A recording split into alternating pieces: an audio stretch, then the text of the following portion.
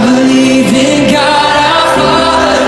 I believe in Christ the Son. I believe in the Holy Spirit.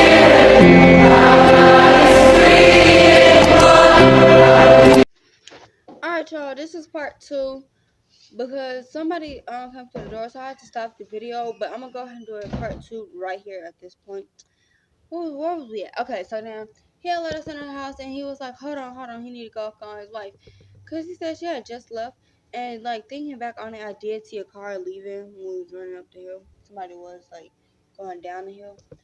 Then my mama told them what was going on, so they ended up letting us stay there for the night. But she called the police because we need my mama. She needed. We didn't have nothing. We didn't have no shoes, no jackets. We didn't have no ID, no nothing. Like no identification. We didn't have literally nothing. Only thing we had was the clothes that was on our backs. That's literally all we had. So she called the police. There was literally no help at all. This man. So we went. Me and mama. She couldn't see. She didn't have glasses now, but then she didn't have glasses because they had got broke, and we didn't have a car because right before this it had got totaled. It had got totaled because he had got the car totaled because he was doing drugs, but we didn't know that. We didn't know that. We just knew the car got totaled, but we found out later on that was the reason the car got totaled. So we literally had absolutely nothing. So then after that, me and mama went outside because she couldn't see. She can't see at all. So I went with her to tell her because the cops was right around the corner. Cause it was I'm not gonna tell you the right address, but it was 17th Avenue and then 17th street or something like that. Like it was 17 and 17. That's not the correct streets, y'all. Literally, it's not the correct streets. I'm just giving y'all a random street. But it was two streets that was basically at the exact same, except one was the actual street and then one was that same street but avenue, right? So it's like it would be like 13th Street and then 13th Avenue. We lived on 13th Avenue, but we was on 13th Street, okay? And then after that, I don't know if that's not even the right street. I don't even know if that's actually a street down there, but yeah. Anyways, then so they was like, she could come around there and they right there, so nothing not gonna happen. Blah blah blah. Right? We go outside. We looking. I'm looking. She like, is do you see him? Do you see him? And I'm like, no, I don't see nobody. And out of nowhere, this man just appeared. Like he just appeared out of the bushes and just was like, and just stared at us. And my mom was like, "Is that him? Is that him?" I was in shock because I was looking and nobody was on right there. Literally, nobody was on right there. And he just appeared there. I was in shock. And then she asked me like 2 or 3 times, and then I was like, "Yeah, it's him, it's him." So then we ran. We started back, bringing her door. Man opened up the door. Blah blah blah. We called the police back and was like, no, we said we can't go out there because he literally outside. He's outside. Then the police came and he started yelling like, "You call the cops on me! Call the cops on me!" This man literally had on my mama's backpack, and he had to. My mama told them, "Y'all, he got my stuff. He got my stuff." And then they're gonna say they can't get the backpack because they don't know if it's his or not. But his backpack was literally pink.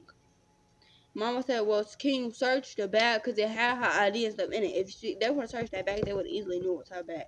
But they said they can't. Blah blah blah. Like they was literally not helping with nothing at all. But they did let her go around. I didn't go with her for that part, but they did taking her around there to get us some shoes and jackets and stuff because literally we had absolutely nothing. So when she came back, she had our shoes, our jackets, and she had our birth certificates, I think. Something like that. Like only our important papers, but none of her stuff, so we couldn't even do nothing. We was basically just stuck right around the corner from this man. And we would be trying to go to sleep. I think we was there for like 2 or 3 days. That first night I know was hard because we was trying to go to sleep. Because it was literally like 1 o'clock in the morning. And he came back like after the cops came, cause they didn't even take him to jail or nothing. Like they literally did not do nothing. He had came back and we started banging on the door, cause he had found where we was at.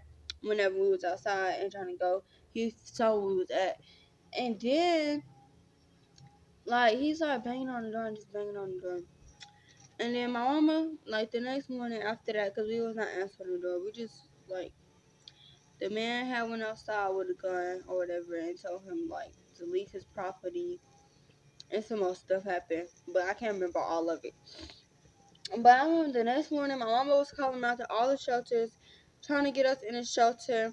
But everybody kept saying they couldn't take us. They couldn't take us because we're a family of 6, and it's like we're a big family, so that's having a hard time.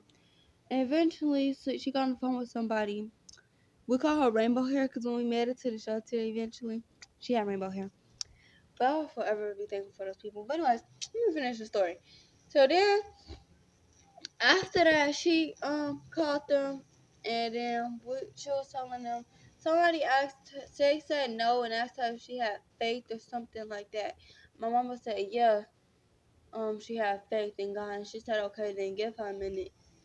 And then like hours went by, and hours went by, and then eventually she called back and said that they had moved. They basically had moved some people around in the shelter to end up giving us 2 rooms because our family was so big.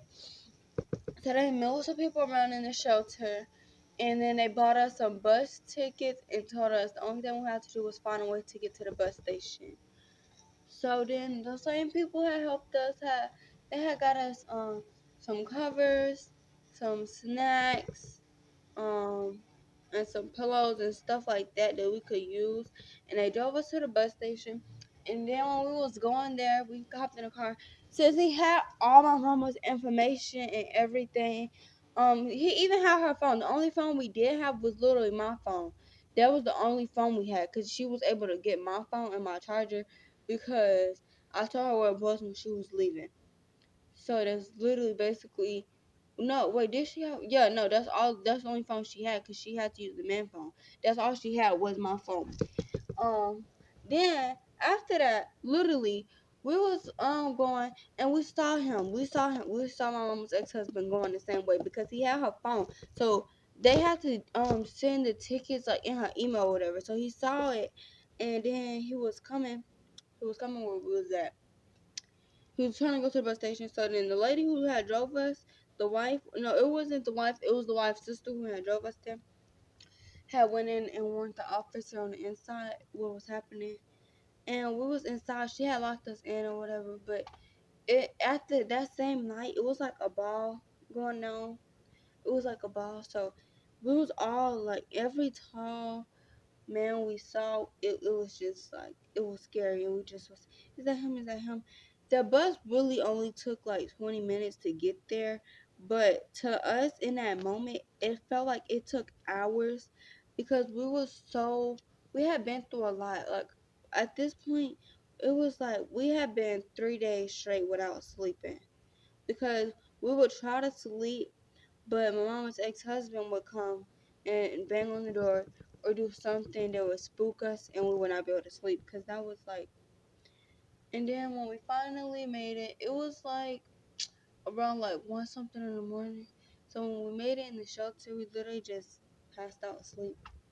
My mama went in to do some paperwork or whatever, and we just fell asleep because we were so exhausted. And once we finally reached safety and was no longer around the corner from home, we were so tired. And when we woke up the next morning, we ate some breakfast and we met all the other people there. But for the most part, we kind of just stuck to ourselves. We made a couple friends, but not that much. And we're not even friends with those people anymore because they turned around.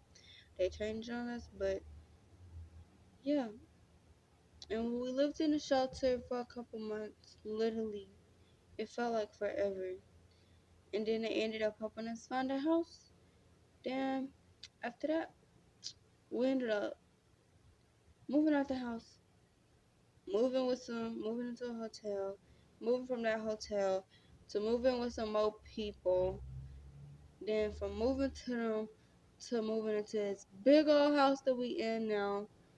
And now God is um he's getting ready to bless us again. I don't know when or what, but I can feel it like in my spirit. He finna move us again. But while we were over here, we ended up all becoming ministers and pastors. And yeah, my life have changed so much since that day, but it was hard to get over that, honestly. but we would sometimes have dreams about it. My sister had a dream about it, and she was sleeping, and while she was sleeping, her bed was next to the window, and it had like spooked her in her sleep. She ended up busting the window, like her head went through it. Like, it was just a lot of stuff that happened with that. But now we're all safe and just so happy and thankful for those people. And I'm telling y'all, when I get rich, I'm gonna find those people and I'm going to like bless them in a way that you can't even imagine, because that was a lot for my family. Then like, that was just terrifying. There was a lot more stuff that went on that night that I'm not gonna say because it's not my story. But if y'all would like me to, I could do another video on like the full story and what really, really, really happened that night. I could do that. I'm actually gonna go do that.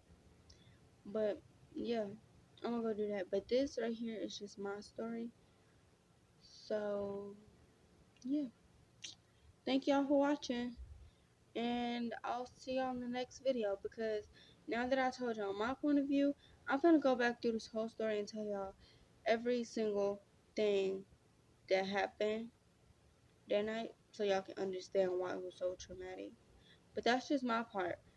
But in part 3, I'm gonna start the whole story over and tell y'all what happened from everybody's perspective, because like later on we ended up talking. Everybody told their side of the story of what happened. My mama made it all make sense and all of that stuff. We even came up with like code names and all type of stuff that we need for if something like that was to ever happen again. Like, all of us here, all of us is just, we have so much that we have set in place for something like that was to ever happen again, because that was so traumatic. Like, but yeah, I'm gonna see y'all in the next video. I'm finna see y'all in part 3. So if y'all just want to hear my story, that's fine. But if y'all want to hear like what happened with everybody not gonna tell it. I'm just gonna tell it because um I don't know if they're ready to like publicly tell this story. So I'm gonna just tell it from way out been. Okay, okay. I'm gonna see y'all in part 3.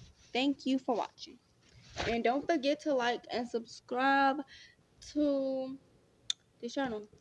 And again, I would say comment, but they turn my comments off because my age. But don't worry, that's been your age. Anyways, yeah, see y'all in the next video. Peace.